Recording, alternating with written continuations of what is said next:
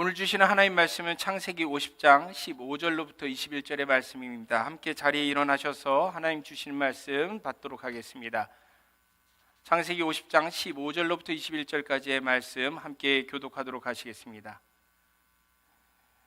요셉의 형제들이 그들의 아버지가 죽었음을 보고 말하되 요셉이 혹시 우리를 미워하여 우리가 그에게 행한 모든 악을 다 갚지나 아니할까 하고 요셉에게 말을 전하여 이르되 당신의 아버지가 돌아가시기 전에 명령하여 이르시기를 너희는 이같이 요셉에게 이르라 내 형들이 내게 악을 행하였을지라도 이제 바라건대 그들의 허물과 죄를 용서하라 하셨나니 당신 아버지의 하나님의 종들인 우리 죄를 이제 용서하소서 하매 요셉이 그들이 그에게 하는 말을 들을 때 울었더라.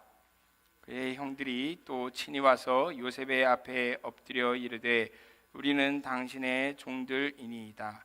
요셉이 그들에게 이르되 두려워하지 마소서 내가 하나님을 대신하리이까 당신들은 나를 해하려 하셨으나 하나님은 그것을 선으로 바꾸사 오늘과 같이 많은 백성의 생명을 구원하게 하시려 하셨나니 함께 읽겠습니다.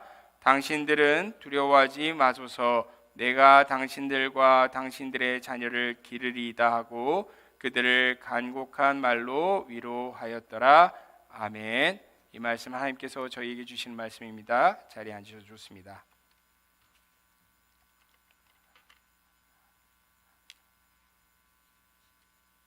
우리 또 한국 사람들은 복 받을 일이 많습니다. 저희는 까치까치 설날도 있고 우리 설날도 있어서 우리는 1년에 2번이나 새해 복 많이 받으세요 하고 서로 인사할 수 있는 기회가 있는데요. 우리 앞뒤 좌우로 한번 우리 형제자매들한테 새해 복 많이 받으세요 한 번 더 인사해 봤으면 좋겠습니다. 새해 복 많이 받으세요. 네. 너무 이제 기쁜 민족의 명절 이제 설날이 가까워지고 있습니다. 저희가 또 여러 가지 설날이 되면은 사랑하는 사람들에게 선물을 보내기도 하고요. 그리고 어떤 물건들로 우리의 마음을 표할까 생각하면서 인터넷 사이트에서 쇼핑을 할 때가 있습니다. 제가 미국에 있을 때 참 자주 들어갔던 쇼핑 사이트가 있는데요. 이베이라는 사이트입니다. 아시는 분도 계실 거라고 생각합니다. 이베이는 정말 상식적인 물건부터 시작해서 상상을 초월하는 물건에 이르기까지 별별 이상한 물건들까지 다 파는 곳입니다. 솔직히 전 요즘에도 가끔 이베이에 들어가 보곤 합니다. 그리고 심심할 때는 정말 제 마음을 기쁘게 하기 위해서 설마 이런 물건도 있을까 하는 마음으로 검색어를 집어넣고 치면은 있습니다. 그리고 그것을 뛰어넘는 그런 물건들을 사람들이 올려놓은 것들을 보곤 합니다.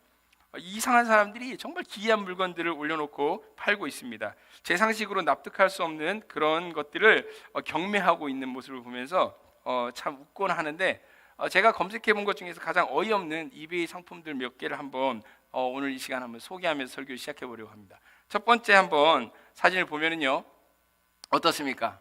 뭐처럼 보입니까? 감자입니다. 감자인데 그냥 감자 같아 보이지 않습니다. 이 감자로 말할 것 같으면 어떤 디즈니 만화의 유명한 캐릭터를 닮은 감자라는 거죠. 그렇기 때문에 이 감자는 맨 처음에 0.99불 겨우 1불도 안 되는 가격에 비딩이 시작해가지고 최종가 7불 50전에 낙찰되었습니다. 뭘 닮은 것 같습니까? 그래서 별명이 붙었습니다. 미키마우스 포테이토, 미키마우스 닮은 감자라고 해서 가격이 그렇게 많이 올라갔습니다. 돈 많원쯤 되는데 경매에 이제 돈 많원짜리 물건은 뭐 이베이에서 약소한 거니까요. 두 번째 한번 제가 소개해 볼 만한 상품이 여기 있습니다. 이것은 무슨 물건이고 뭐 같습니까? 이 할머니가 들고 있는 것이 식빵 조각이죠. 식빵 조각입니다. 토스트기로 구운 미국 아이들이 자주 먹는 그릴드 치즈라는 샌드위치인데 잘 보십시오. 심지어 한쪽에 보면은 한 입 먹었습니다. 한 입 먹었는데 잘 보십시오. 여러분들 이렇게 뚫어지게 쳐다보면 어떤 이미지가 형상이 느껴지십니까? 어떤 그림이 좀 보이는 것 같습니까? 어떤 여인의 얼굴이 보이진 않으십니까? 그래서 이 샌드위치를 이 진공 상태로 10년 동안 보관하고 있었던 할머니가 이 샌드위치에 동정녀 마리아가 나타났다. 성모 마리아가 발현했다라고 하면서 이 샌드위치를 곰팡이가 10년 동안 생기지 않은 게 그 기적이다라고 이야기하면서 이베이에다가 3,000불이라는 거금의 비딩을 올렸습니다. 팔렸을까요? 안 팔렸을까요? 놀라도 마십시오. 다음 사진 한번 넘겨보시면은 이렇게 올렸는데 이게 팔렸습니다. 얼마에? 무려 28,000불에 팔렸습니다. 우리 돈으로 치면은 3,300만 원이 넘는 거금에 이 기적이 팔렸습니다. 여러분 같으면 이거 사시겠습니까? 저 같으면 절대 안 살 것 같은데 이런 것들보다도 좀 더 인간적인 걸 한번 보도록 하죠. 세 번째 제가 소개할 사례는 영국의 한 10살 소녀가 자기 할머니를 이베이에 판다고 내놨습니다. 그 이유는 자기는 귀찮은데 할머니가 틈만 나면 자기를 계속 껴안아서 너무 짜증이 난다라는 이유로 이베이에다가 할머니를 판다고 올렸는데 이 매매는 안타깝게도 성사되지 않았습니다. 왜냐하면은 이베이의 정책이 인신매매를 금지하고 있기 때문에 이 할머니의 판매가 금지되고 금방 게시물이 삭제되고 말았습니다. 대신에 이 여자아이는 BBC에 인터뷰를 하게 되었죠.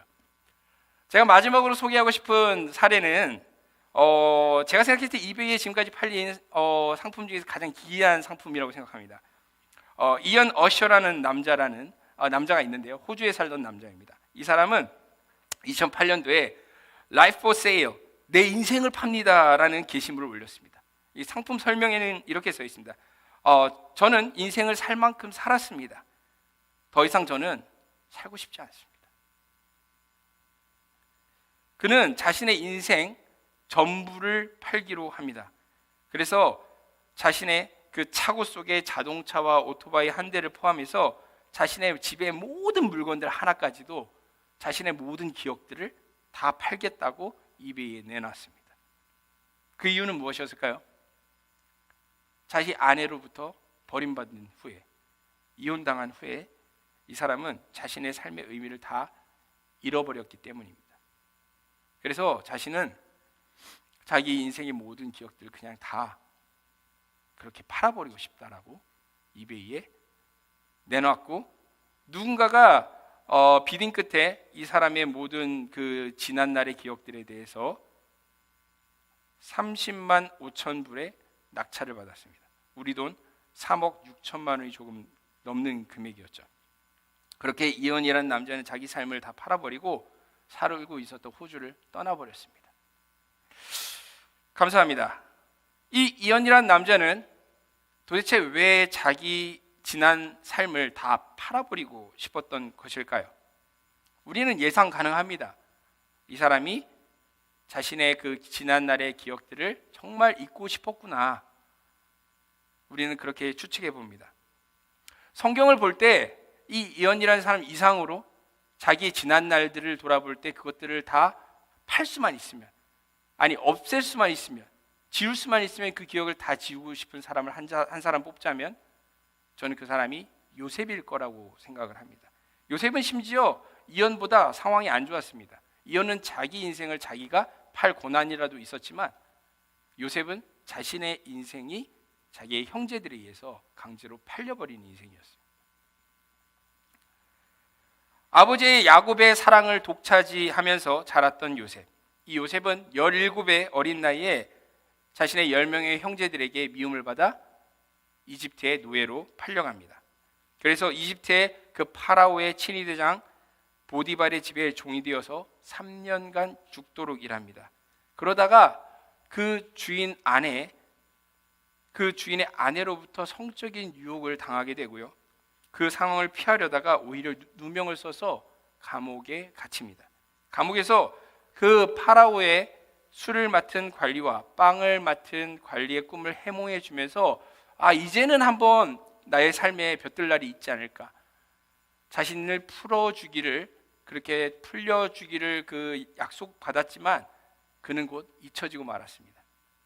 그래서 지하 감옥에 무려 요셉은 10년이라는 세월을 억울하게 갇혀 있어야 했습니다. 그런데 하나님께서 그의 삶의 소망마저 다 잃어버렸던 그런 요셉을 어느 날 어느 순간 하나님께서 높이십니다. 그러니 그가 어떻게 되었습니까? 당대 세계 최고의 문명국 애굽의 이집트의 총리가 되었습니다.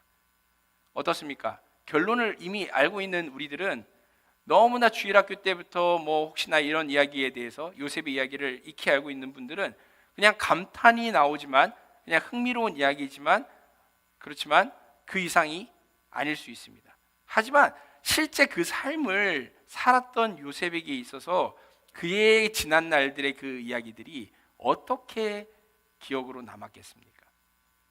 그야말로 잊고 싶은 과거, 끔찍하고 어두운 인생의 긴 터널이었다라고 그는 자신의 과거를 회상할 것입니다. 그렇게 지독한 고통으로 점철되었을지언정 요셉의 삶은 성경의 창세기에 있어서 너무나 중요한 위치를 차지하고 있습니다. 성경 전체 50장의 그 성경 내용 중에서 무려 13장이 요셉의 스토리입니다. 게다가 창세기에서도 어디에 위치하고 있습니까? 가장 맨 끝, 올림픽 육상 계주 경기로 치면은 요셉은 그 게임의 결국 성패를 결정을 짓는 맨 마지막 주자였습니다. 이미 말씀드린 것처럼 그 요셉의 레이스라는 것은 정말 어둡고 외로우면서 지난했습니다. 개인적으로는 정말 달리지 않을 수만 있다면 그렇게 달리지 않고 싶은 레이스였을 것입니다. 오죽하면 그가 이집트에서 낳은 첫 아들의 이름을 므낫세라고 지었겠습니까? 므낫세란 하나님이 내게 내 모든 고난과 내 아버지의 모든 집의 일을 잊어버리게 하셨다 라는 뜻입니다. 망각. 그런데 잊고 싶을 만큼 괴로웠던 그 요셉의 삶을 통해서 성경이 우리에게 가르쳐주는 사실이 한 가지가 있습니다. 그것은 하나님께서 우리 가운데 섭리하신다라는 사실입니다. 웨스트민스터 소요리 문답 시리즈에서 다룰 내용을 조금 일찍 언급하는 감이 있습니다만은 이 섭리라는 것은 이 세상을 창조하신 하나님께서 이 세상이 보존되게끔 하실 뿐만이 아니라 직접 다스리신다는 그런 의미를 가지고 있습니다. 다른 말로 하자면 하나님께서 우리를 모른 척 내버려 두지 않으시고 우리 삶에 인격적으로 들어와서 일해 주신다라는 의미입니다. 그렇다면 우리는 궁금증이 생깁니다. 요셉의 삶 속에 섭리하셨던 하나님께서는 지금 이 순간에도 우리 모두의 삶에서 여전히 섭리하고 계시느냐는 것입니다. 자, 요셉의 인생을 조금 더 자세히 들여다보겠습니다. 요셉은 그야말로 심각한 엮이는 가정에서 태어났습니다. 태어나 보니까요, 자기 아버지 야곱에게는 부인이 한 명도 아니고 몇 명? 4명이 있었습니다. 자기보다 훨씬 나이 많은 형들이 10명이 있었고요. 아버지 야곱은 자기만 편애해서 눈에 띄는 울긋불긋한 채색 옷을 입혀주었습니다. 그것 때문에 모든 이들의 질투와 시기를 받았고, 요셉이 하나님께서 주신 분명한 그 꿈들을 이야기할 때마다 형들은 요셉을 꿈꾸는 자라고 욕하면서 증오했습니다. 사실 이 가정에는 아주 무시무시한 범죄적인 단어들이 설명으로 따라붙습니다. 근친상간, 강간, 집단살인, 그리고 인신매매. 정상적인 가정의 이야기가 아닙니다. 특별히 이 마지막 단어 인신매매 사건은 이 요셉에게 일어났는데, 이 일로 인해 요셉은 무려 13년 동안 이집트에서 지옥 같은 생활을 해야 했습니다. 하지만 놀랍게도 이 시간이 지난 후에 요셉은 애굽의 총리가 되어서 7년 동안의 풍년 동안 양식을 저축했고, 그 뒤에 이어지는 또 7년 동안의 대기근에서 이 세상의 생명들을 구하게 되었습니다. 심지어 양식을 구하려 이집트에 내려온 형들을 다시 만나서 재회하게 되었고, 아버지 야곱의 집 70명의 사람들을 다 애굽으로 내려오라고 초청하기에 이릅니다. 그래서 하나님께서 그 조상 아브라함에게 약속하신 것처럼 이방 땅에서 비로소 이스라엘 민족이 형성되기 시작합니다. 이렇게 들으면 굉장히 놀라운 이야기이죠. 이 이야기들에 있어서 요셉은 분명히 자신의 과거가 고통스러웠지만 그 고통스러운 과거를 므낫세 아들의 이름처럼 어느 정도 잊은 것 같습니다. 그런데 이 본문에 위치한 창세기 50장에 이르러 우리는 이 이야기들에 대해서 여전히 잊지 못하고 있는 사람들이 있다는 것을 발견하게 됩니다. 그리고 그 기억 때문에 고통받고 있는 사람들이 있습니다. 누구입니까? 바로 요셉의 형들입니다. 아버지 야곱이 죽자마자 어떻습니까? 이 10명의 형들은 두려움에 빠집니다.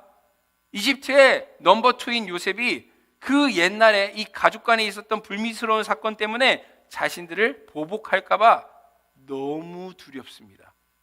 그래서 15절에 이야기합니다. 요셉의 형제들이 그들의 아버지가 죽었음을 보고 말하되 요셉이 혹시 우리를 미워하여 우리가 그에게 행한 모든 악을 다 갚지는 아니할까? 이렇게 말합니다. 공포가 너무 큰 나머지 요셉을 직접 가서 얼굴 볼 엄두도 나지 않습니다.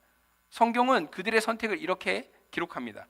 요셉에게 말을 전하여 이르되 당신의 아버지가 돌아가시기 전에 명령하여 이르기를 너희는 이같이 요셉에게 이르라 내 형들이 내게 악을 행하였을지라도 이제 바라건대 그들의 허물과 죄를 용서하라 하셨나니 당신 아버지의 하나님의 종들인 우리의 죄를 이제 용서하소서 하며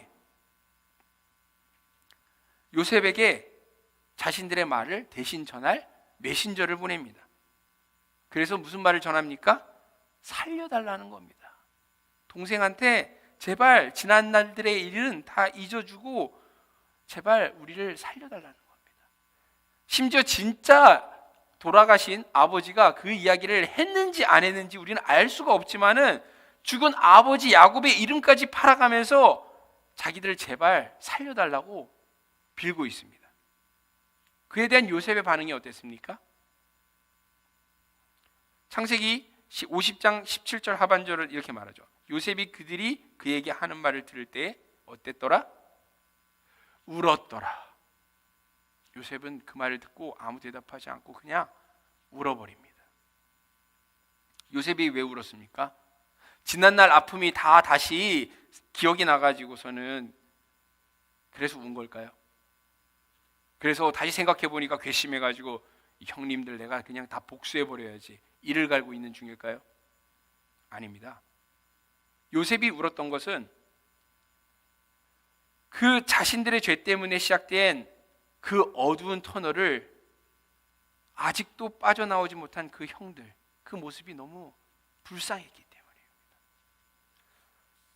자신은 이미 다 지나왔는데 아직도 형들은 그 어둠 속에 남아서 자기 스스로를 계속 괴롭게 하고 자신들을 계속 자학하고 있는 모습이 너무 안타까워 보인 겁니다. 요셉이 자신들의 메시지를 듣고 그저 울었다라는 소식을 들은 형들은 어떤 반응을 보입니까?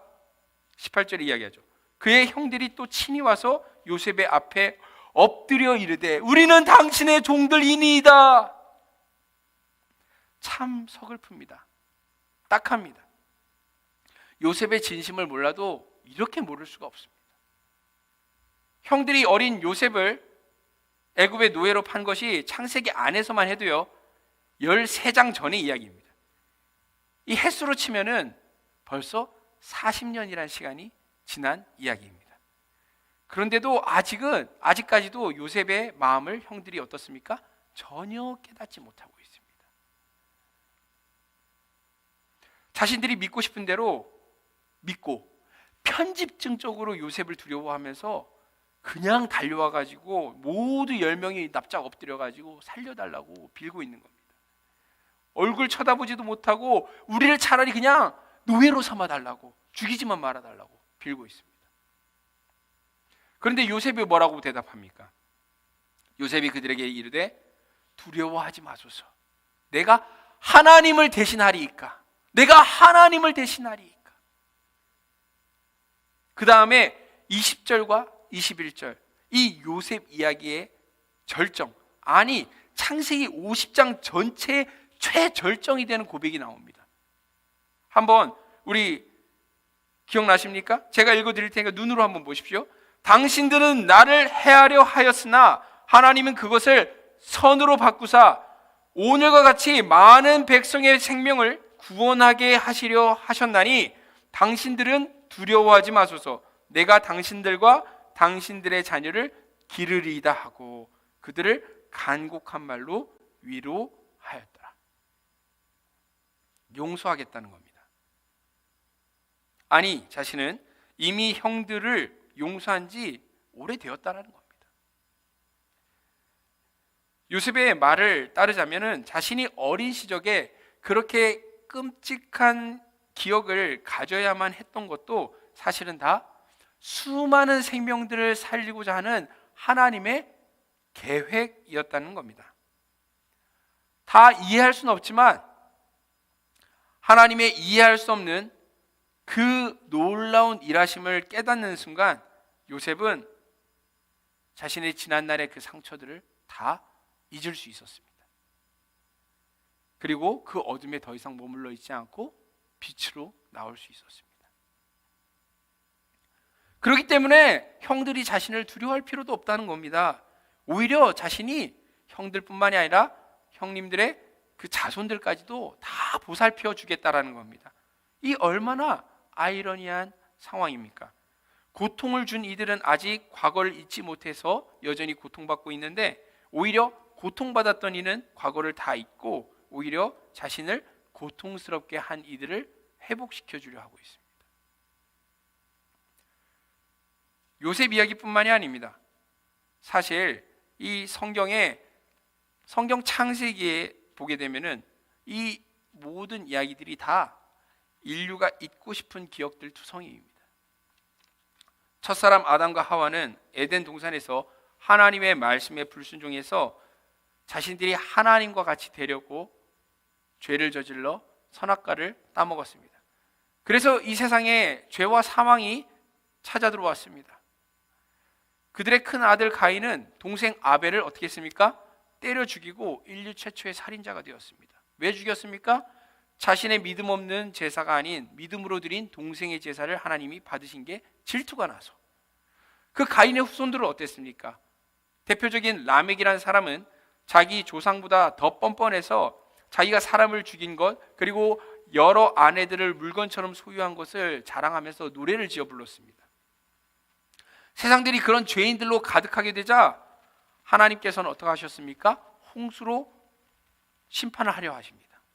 그래서 오직 의로웠던 사람 노아와 그의 가족들을 택하셔서 방주를 만들게 하십니다. 그래서 노아를 새 시대의 아담이 되게끔 하려 하십니다. 그런데 노아가 완벽하게 그 하나님의 기대에 부응했습니까? 그가 하나님께서 아담에게 과거 주신 것처럼 새 땅을 받았고 그 땅을 경작했지만 그는 포도를 재배해서 술을 빚었습니다. 그리고 포도주를 마시고 추한 모습을 보이고야 말았습니다. 마치 선악과를 따먹는 것과 다를 바 없는 안타까운 모습이었습니다. 그런 노아의 후손들이 퍼져서 바벨탑을 짓기 시작합니다. 탑 꼭대기를 하나님이 계신 하늘까지 닿게 하려고 높게 그 새 시대의 힘과 기술을 총동원합니다. 그 탑 꼭대기를 하나님이 계신 하늘까지 닿게 하려고 그렇게 노력하는 모습을 보면서 하나님께서 그들의 교만을 깨시고자 그들의 모든 언어를 흩뜨러 버리십니다. 그래서 사람들이 갈라져 온 세계로 퍼지게 됩니다. 하나님께서 이번에 누구를 택하십니까? 아브람이라는 인물을 택하셔서 아브라함이 되게 하십니다. 그런데 이 아브라함이라는 사람이 정말 온전하게 하나님을 자기 인생 전부를 걸고 다 믿었습니까? 우린 그렇다고 말하고 싶지만 실제 그는 완벽한 사람이 아니었습니다. 그가 완벽한 사람이었다면 왜 2번이나 자신의 아름다운 아내 사라를 팔아먹었겠습니까? 그리고 사라를 통해 하나님께서 반드시 아들을 죽이신다고 약속하셨는데도 왜 하갈이란 첩을 들여서 이스마엘이란 아들을 낳고 그래서 훗날의 문제들을 잉태했겠습니까? 아브라함의 독생자 이삭은 그러면은 좀 믿음의 사람 아니었느냐? 라고 우리는 질문할 수 있습니다. 이삭도 자기 아버지 같은 믿음의 사람이었습니다. 하지만 완벽한 사람은 아니었습니다. 꼭 자기 아버지랑 똑같아서 자기 아내 리브가를 똑같이 팔아먹었습니다. 그리고 일찍이 하나님께서 둘째 아들 야곱에게 하나님께서 특별한 계획을 가지고 있다고 말씀을 하셨음에도 불구하고 자기 인간적인 정의가는 큰아들 에서에게 축복 기도를 하려고 하다가 자기 부인과 자기 둘째 아들에게 눈이 어두워서 사기를 당하고야 맙니다. 그런 야곱은요, 요셉의 아버지 야곱은 어떻습니까? 이름부터가 어떻습니까? 다른 사람의 발꿈치를 잡는다는 뜻입니다. 사기꾼이라는 뜻입니다. 아버지 속인 죄로 집에서 형의 칼을 피해 도망쳐야 했습니다. 외삼촌 라반에게 도망쳤는데 그에게 속아서 결혼 사기를 2번이나 당하고 결혼해야 됐고, 두 아내의 자식 낳기 경쟁 때문에 2명의 첩을 더 들이면서 정말 문제 많은 가정을 만들어 갑니다. 강제로 14년간 무상 노동을 한 다음에 고향으로 돌아오다가 형에게 죽을 뻔했다 살아나는 일이 있고, 그리고 하나님께 분명히 예배하겠다고 철석같이 약속을 해놓고서 그 약속을 어기고 자기 마음대로 살아가다가 자신의 사랑하는 딸 디나가 성폭행을 당하고, 그 여동생의 복수를 한다며 둘째 아들 셋째 아들이 그 마을 사람들을 집단 살인하는 일, 그래서 가나안 모든 민족들에게 공공의 적이 되어서 도망쳐야 했습니다. 그뿐만이 아닙니다. 다른 아들들은 자신의 유일하게 편애했던 아들 요셉을 돈 받고 노예로 팔아버립니다. 그리고 자신에겐 죽었다고 거짓말을 합니다. 평생 남을 속이며 살았던 야곱이 자기 가족들에게 속아서 눈물을 흘리며 요셉을 그리워하고 살게 됩니다. 그 다음 이야기는 누굽니까? 요셉과 관련된 이야기들. 자, 보십시오. 창세기 전부 이야기를 봤을 때 제가 정말 쭉 나열한 이 창세기의 인물들 가운데 그 기억들이 다 우리가 기억할 만한 정말 가치 있는 이야기들만 있습니까? 다 아름다운 이야기들 뿐입니까? 사실 엄밀히 말하면 다 인간사의 수치스러운 이야기들입니다. 부끄러운 이야기들입니다. 뭐 하나 좋은 이야기가 없습니다. 분명 창세기의 시작은 하나님이 지으신 그 모든 것을 보시니 보시기에 심히 좋았더라라고 시작이 됐는데, 그 선한 세상을 누가? 인간들이 다 망쳐버립니다. 하나님의 선한 세상을 사람들이 다 망쳐버리면서 어떻게 이야기가 끝이 납니까? 창세기 50장 26절에 어떻게 끝이 납니까? 요셉이 110세의 죽음에 그들이 그의 몸에 향재료를 넣고 애굽에서 입관하였더라. 죽음으로 끝이 납니다. 창세기라는 것이 무엇입니까?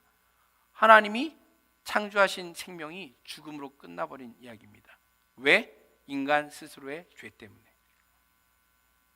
즉 창세기라는 것은 하나님의 선한 세상을 죄악된 인간들이 망쳐서 죽음으로 끝낸 비극적 역사의 기억인 것입니다. 하지만 요셉은 깨달았습니다. 우리 사람들은 늘 모든 것을 망치고 노력하면 노력할수록, 사람이 노력하면 노력할수록 우리 스스로를 절망의 고통의 그 어둠 속으로 굴러떨어지게 만들지만, 하지만 하나님께서는 우리 전능하시고 선하신 하나님께서는 우리 삶 속에서 매 순간 언제나 어디서나 보이지 않으시지만 쉬지 않으시고 섭리하고 계신다는 것을 요셉은 깨달았습니다. 요셉이 그렇기 때문에 뭐라고 말합니까? 형들에게, 요셉이 그들에게 이르되 두려워하지 마소서, 내가 하나님을 대신하리이까. 자신의 삶을 곰곰이 되짚어 볼 때 인간 안에는, 심지어 자기 안에서도 선한 것이 나오지 않는다는 것입니다. 모든 선한 것은 위로 계신 분 하나님께로부터 나온다는 것입니다. 요셉은 심지어 하나님께서 인간의 그 악함과 연약함마저 사용하셔서 하나님의 그 선을 이루신다는 놀라운 깨달음에 도달했습니다. 그는 말합니다. 당신들은 나를 해하려 하였지만 하나님은 그것을 선으로 바꾸사 오늘과 같이 많은 백성의 생명을 구원하게 하시려 하셨습니다. 이것이 무엇입니까? 성경은 이런 하나님의 오묘한 일하심을 뭐라고 부른다고요? 섭리라고 말합니다. 여러분들도 다들 아시는 너무나 유명한 로마서 8장 28절 말씀 가운데 사도 바울은 말합니다. 우리가 알거니와 하나님을 사랑하는 자, 곧 그의 뜻대로 부르심을 입은 자들에게는 모든 것이 합력하여 무엇을 이루느니라? 선을 이루느니라. 하나님 뜻 안에 있는 사람들의 삶은 그 삶이 얼마나 파랗든지 붉든지 노랗든지 다 합쳐져서 결국 하나님의 하얀 빛을 만든다는 것입니다. 하나님의 섭리 안에서는 결국엔 모든 것이 해피엔딩이 될 수 있다는 것입니다. 사실 창세기 다음에 출애굽기의 이야기를 아는 우리들은 이 요셉의 이 스토리를 무조건 해피엔딩으로 보는 것은 쉽지 않습니다. 훗날 400년 뒤에 이스라엘 백성이 이집트에서 어떤 삶을 살고 있을지, 끔찍한 노예의 삶을 살고 있을 것을 알고 있는 우리로서는 야곱의 가족이 요셉의 초청을 따라 이집트로 내려간 것을 우리는 안 돼 하면서 말리고 싶은 마음이 있을 수도 있습니다. 우리는 뿐만이 아니라 당사자인 야곱도 번민했습니다. 왜냐하면 자기 후손들이 이방 땅에서 고난당할 것을 야곱은 이미 영적으로 알고 있었기 때문이었습니다. 그런 그에게 하나님께서 직접 찾아와서 뭐라고 하십니까? 하나님이 이르시되 나는 하나님이라. 나는 하나님이라. 내 아버지의 하나님이니 애굽으로 내려가기를 두려워하지 마라. 내가 거기서 너로 큰 민족을 이루게 하리라. 내가 너와 함께 애굽으로 내려가겠고 반드시 너를 인도하여 다시 올라올 것이며 요셉이 그의 손으로 내 눈을 감기리라 하셨더라. 하나님이 뭐라고 하십니까? 내가 너와 늘 함께 있다. 내가 일하고 있다. 걱정하지 마라. 형들이 요셉을 팔아먹은 것도, 온 세상이 기근에 들어서 자기 가족들이 굶주림에 고생한 것도, 요셉이 애굽의 총리가 되어서 자신의 가족들을 초청한 것도 야곱이 깨달았습니다.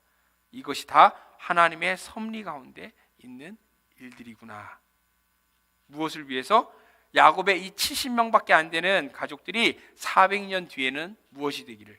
300만 명이 넘는 큰 민족이 되기를, 그래서 이스라엘 나라가 되게 하시고 그 이스라엘 나라를 통하여서 온 세상에 하나님을 알게 하는 그 놀라운 계획을 하나님은 가지고 계시다는 것을 야곱은 다 알 수 없었지만 믿음의 눈으로 바라보았습니다. 하나님께서는 그의 할아버지 아브라함에게 뭐라고 약속하셨었습니까? 너는 반드시 알라. 네 자손이 이방에서 객이 되어 그들을 섬기겠고 그들은 400년 동안 네 자손을 괴롭히리니 그들이 섬기는 나라를 내가 징벌할지며 그 후에 네 자손이 큰 재물을 이끌고 나오리라 하시더니. 그렇습니다. 하지만 하나님께서는 야곱의 할아버지 아브라함에게 약속하신 그 일을 이루시기 위해서 요셉의 때에 이 모든 일을 이루셨던 것입니다. 이것은 정말 놀라운 이야기입니다. 하나님께서는 아브라함에게 너의 고향, 친척, 아버지의 집을 떠나 내가 너에게 보여줄 땅으로 가라. 내가 너로 큰 민족을 이루게 하겠다. 내가 너로 복을 주어서 너의 이름을 창대하게 하겠다. 너는 복이 될 것이다. 너는 복이 될 것이다. 땅의 모든 족속이 너로 말미암아 복을 얻을 것이다 라고 아브라함에게 약속하셨습니다. 아브라함을 통해서 그의 아들 이삭을 통해 그의 손자 야곱을 통해 그리고 그의 증손자 요셉의 그 모든 인생의 준비를 통하여서 하나님께서는 결국에는 이 창세기의 모든 역사를 통하여서 우리에게 알게 하십니다. 무엇을요? 하나님께서 끊임없이 일하셨다라는 것을. 우리는 늘 하나님의 일을, 하나님의 아름다운 세계를 망치지만, 아니 우리의 인생 스스로를 우리는 늘 망치지만, 하지만 하나님께서는 쉬지 않고 끊임없이 섭리하셨다는 것을, 그리고 끝끝내 선한 곳으로 우리를 인도하신다는 것을, 그리고 진정한 복을 주기 위해서 그 복 대신 예수 그리스도, 모든 민족의 구원자 되시는 예수 그리스도를 주실 때까지 하나님께서는 쉬지 않고 일하여 오셨던 것입니다. 그리고 지금도 모든 민족이 구원을 받을 때까지 하나님께서는 쉬지 않고 섭리하고 계십니다. 사랑하는 형제자매 여러분, 여러분의 지난 날을 떠올려 보십시오. 여러분의 인생 가운데서 내 인생은 정말 돌아보았을 때 가치 있는 인생이었다라고 생각할 만한 분이 몇 분이나 계실까요? 우리가 하나님의 법정에 서서 우리의 삶을 다시 한번 1분 1초까지도 다 비디오 판독을 하듯이 돌려보았을 때 우리의 삶을 부끄러워하지 않을 사람이 여기에 한 사람이라도 있을까요? 우리 중에 그런 사람이 어디 있겠습니까? 성경은 말씀합니다. 만물보다 거짓되고 심히 부패한 것은 사람의 마음이다. 의인은 없나니 하나도 없다. 그게 바로 우리의 정직한 모습입니다. 우리의 과거는 잊고 싶은 이야기 투성이겠지요. 하지만 기억하십시오. 우리는 연약하지만 아들 하나님께서는 그런 우리를 위해 죽어주셨습니다. 우리가 아직 연약할 때에 기약대로 그리스도께서 경건하지 않은 자를 위하여 죽으셨도다. 기억하십시오. 우리는 다 죄인들입니다. 하지만 죄 없으신 예수님께서 우리를 위해 죽으셨다는 사실을 기억하십시오. 우리가 아직 죄인 되었을 때 그리스도께서 우리를 위하여 죽으심으로 하나님께서 우리에 대한 자기의 사랑을 확증하셨느니라. 그렇습니다. 우리 중에 어떤 이들은 아직도 삶의 어둠 속에, 터널 속에 놓여져 있을 수 있습니다. 그리고 지난 날뿐만이 아니라 지금 날마다의 우리의 모습을 부끄러워하면서 후회하고 있을지도 모릅니다.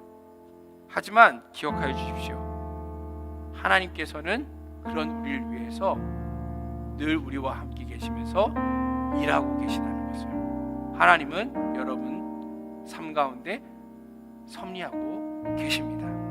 예수께서 그들에게 이르시되 내 아버지께서 이제까지 일하시니 나도 일한다. 성부 하나님이 일하고 계십니다. 성자 하나님이 일하고 계십니다. 그리고 성령 하나님께서 우리 안에 일하고 계십니다. 그 하나님을 신뢰하십시오. 우리 함께 이 시간 찬양했으면 좋겠는데요. 우리의 삶을 돌아볼 때 우리의 모습들은 정말 너무나 갈 길을 알지 못하는 어린아이 같고 안개 속을 헤매는 자들 같고 어둠 속에 놓인 자들 같지만 우리의 삶이 우리의 생각과 우리의 계획을 넘어서는 하나님의 섭리 가운데 있을 때 우리는 주님을 예배할 때, 우리 주님을 신뢰할 때 우리 인생은 정말 그 답을 매 순간 발견하게 되고요. 끝끝내 우리는 우리의 삶을 하나님 안에서 하나님 앞에 찬양하게 될 것입니다. 우리 함께 이 시간 같이 찬양했으면 좋겠습니다.